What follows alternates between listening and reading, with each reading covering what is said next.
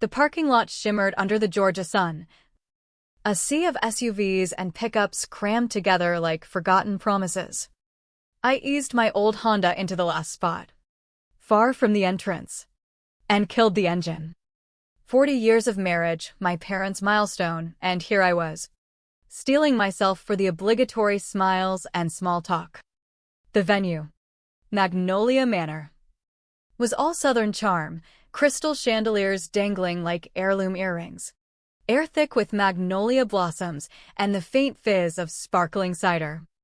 I smoothed my blouse in the rearview mirror, whispering to my reflection, "Just get through it. No waves." But deep down, that nod in my gut whispered back, warning me this wasn't just another family gathering. This was the stage where old wounds would fester, unseen until they split wide open. The hostess, a young woman with a name tag reading Kayla and a smile too rehearsed for sincerity, glanced at her tablet. "Name," she chirped. "Emily Carter," I said, steady as I could manage. She tapped, frowned, tapped again. Not seeing it. Must be a glitch. She handed me a blank sticker labeled "Guest." I peeled it on without a word, but it stung like a slap petty. Sure, but emblematic of how I'd always been an afterthought. Inside the ballroom, laughter bounced off the walls. Tables draped in ivory linens and crowned with hydrangea centerpieces. A jazz quartet played softly, servers weaving through the crowd with trays of sweet tea and finger sandwiches. I spotted relatives, Uncle Jim nursing a bourbon. Cousins clustered like they owned the place. The hostess led me to my seat tucked in the corner, backs to the kitchen doors, facing the emergency exit. My tablemates, a distant cousin's awkward date, an elderly church acquaintance glued to her knitting, and a vacant chair that screamed isolation. Across the room, my sister Sophia shone like the golden child she was, her emerald dress hugging her frame as she posed for selfies with Mom and Dad. Laughter pealed from their group, guests fawning over her latest promotion at the marketing firm. I lifted my water glass in a silent toast to no one, the ice clinking like unspoken accusations. Then the slideshow flickered to life on the massive screen, decades of memories unfolding. Dad at barbecues, Mom in her garden, Sophia's graduations, vacations, birthdays. I appeared twice, once cropped at the edge, my smile half hidden, the other blurred in the background. Whispers drifted from nearby tables. "Who's that one again?" "Oh, the quiet sister." I gripped my napkin, forcing a neutral expression. This erasure wasn't accidental, it was habitual. A family tradition of overlooking the one who held things together from the shadows. Mom approached the podium with that practiced poise, the kind that made her church friends call her a pillar of grace. She adjusted the mic, her pearl necklace catching the light. "Thank you all for celebrating 40 years of love and blessings," she began, voice honeyed with emotion. Applause rippled. My chest tightened. Maybe this was it. A simple acknowledgement. She turned, eyes landing on Sophia. "We've been so fortunate. But tonight, I want to honor the daughter who's been our everything, our support, our pride." Sophia blushed modestly as head swiveled her way. Mom raised her glass. "To the one who's always cared." Then, sharper, louder, "The other one? She's never done a thing for us." The room stuttered coughs, shifted chairs, a nervous laugh. My face burned, but I didn't move. Eyes darted to me, then away.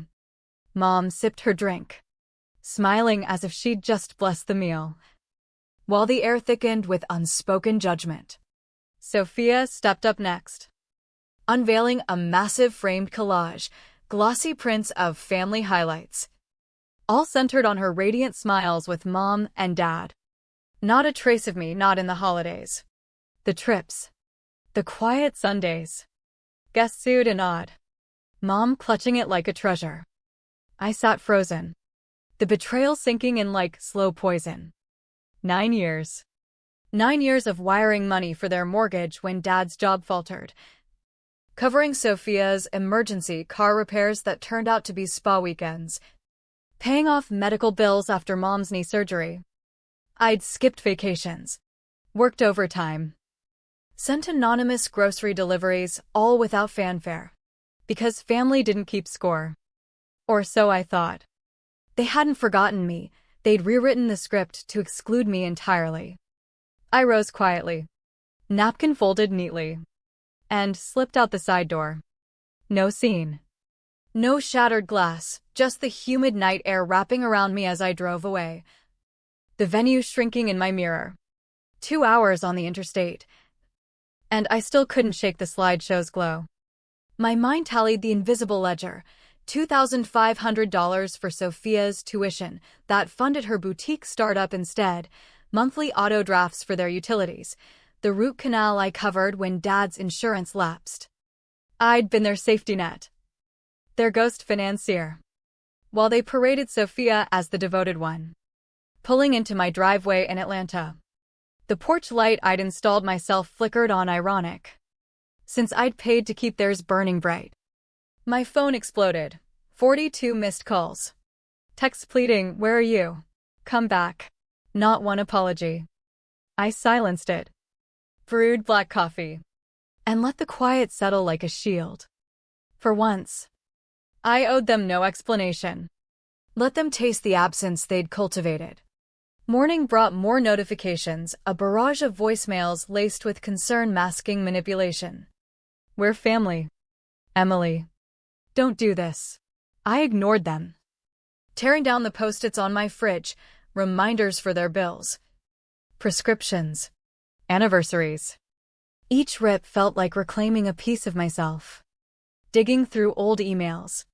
I unearthed the proof, bank statements. Venmo logs. Receipts for home repairs I'd funded. There was the ER bill I'd paid 3 years ago.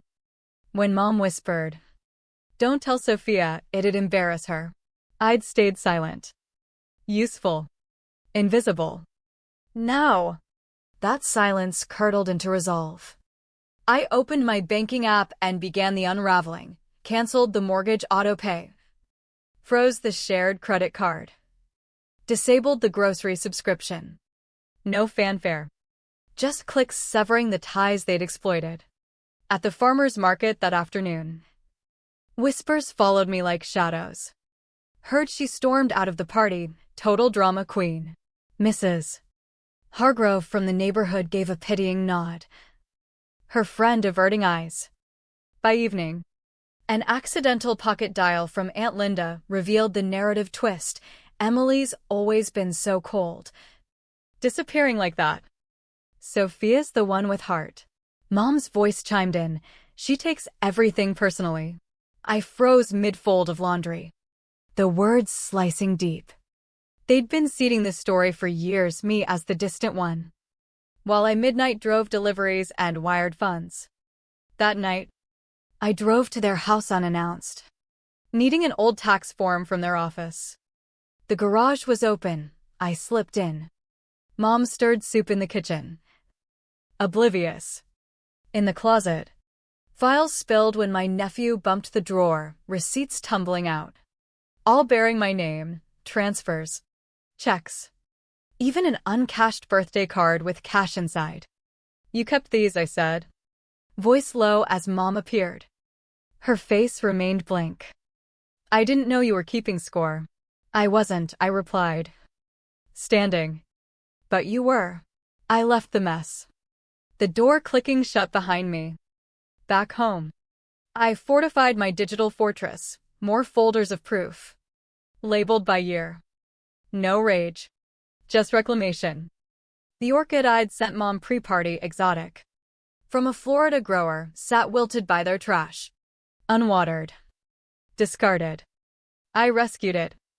Placing it in my passenger seat like a metaphor for my own neglect.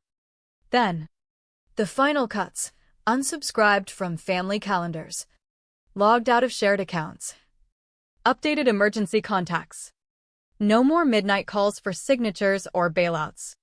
That evening, Dad's voicemail. Your mother's wondering about the orchid. 6 words. No more. I didn't respond. 2 days later, their Sunday brunch at the Southern Belle hit a snag. The joint card declined. Twice. Mom's backup failed too. Whispers spread. The Vales card bounced, embarrassing.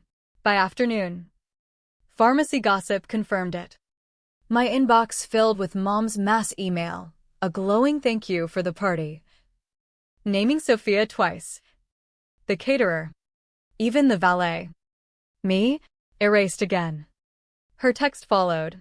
I figured you didn't want credit, you never do. I typed back, you made it seem like I wasn't even there. Silence. Cousin Rachel called. That seating. The toast, it was wrong. What's happening? They're adjusting to no invisible backup, I said. She exhaled. I always suspected. Sophia rang next. Voice saccharine. Maybe this is your time to rest. No pressure. I let her words hang. Then disconnected. But the real revelation came in a stray tax envelope. The family cabin I'd saved from foreclosure 5 years ago, payments I'd made. Negotiations I'd handled, deeded to Sophia 18 months back. No notice. Digging deeper, the $18,000 tuition I'd sent? Funneled into her PR firm. She'd built her empire on my sacrifices, while they toasted her as the rock. I compiled it all, spreadsheets linking receipts, deeds, wires. Titled, What You Forgot. An alert pinged, attempted logins to the shared account. Locked out. They were scrambling. I drafted the email. Subject, you said I did nothing. Attachments only, no words. BCC'd the entire guest list. 105 souls who'd witnessed the erasure. Hit send. Read receipts flooded in. Forwards began. Voicemails poured. I had no idea. This changes everything. By nightfall, my parents appeared on my porch. Posture stiff. You embarrassed us, Mom said. Did I lie? I countered. You called me nothing, I showed the proof. Dad shifted. Astria didn't know. Sophia, I corrected. She's been editing me out since we were kids. And you let her. They whispered. You can't cut us off. You did first, I said. Turning inside. No goodbye. The email went viral, reposted on local Facebook groups, discussed on podcasts. Captions, silence isn't free, it's paid for. Sophia's clients dropped her, misrepresentation. Her Instagram darkened. Last post a wilted flower quote about hurt, poetic deflection. As always. A video surfaced, party footage showing me handing Mom an envelope, my gift check. Her tucking it away before toasting Sophia. Comments exploded. They erased her contributions. Anonymous tips. Sophia's edits to the montage cut Emily. Focus on joy. Interview requests came. I declined most. But spoke to one therapist's podcast on family dysfunction. Relatives messaged apologies. I should have seen it. Legal steps followed, with my lawyer. I froze assets. Revoked co-ownerships. Notified boards about property misuse. Couriered to their door. Sophia's video clarification flopped comments.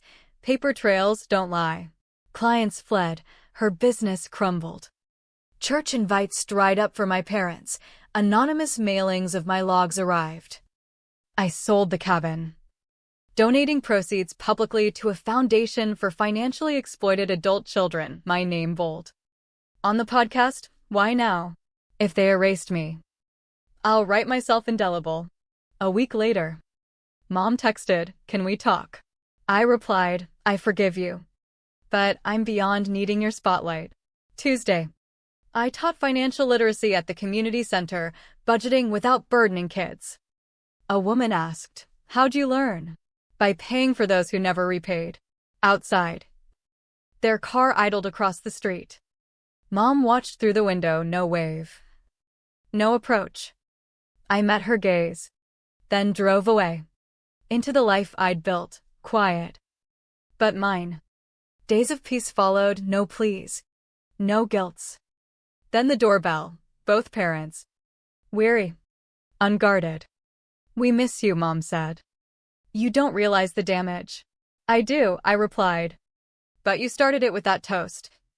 That silence. Dad, it got out of hand.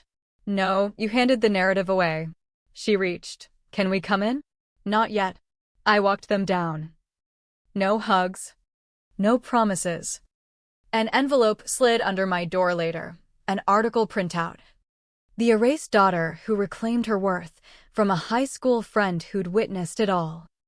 Note, your silence roared. The piece went national. Sparking forums. Shares. This is me. I turned down spectacles. Focused on healing. Sophia's facade shattered, exposed DMs. Flagged licenses. Parents became pariahs in their circles. But vengeance wasn't sweet, it was necessary. A boundary etched in truth. I woke without dread. Calendar clear. Shadow tall in the sunlight. Reclamation is an invitation, it's forging your own door. Unbreakable,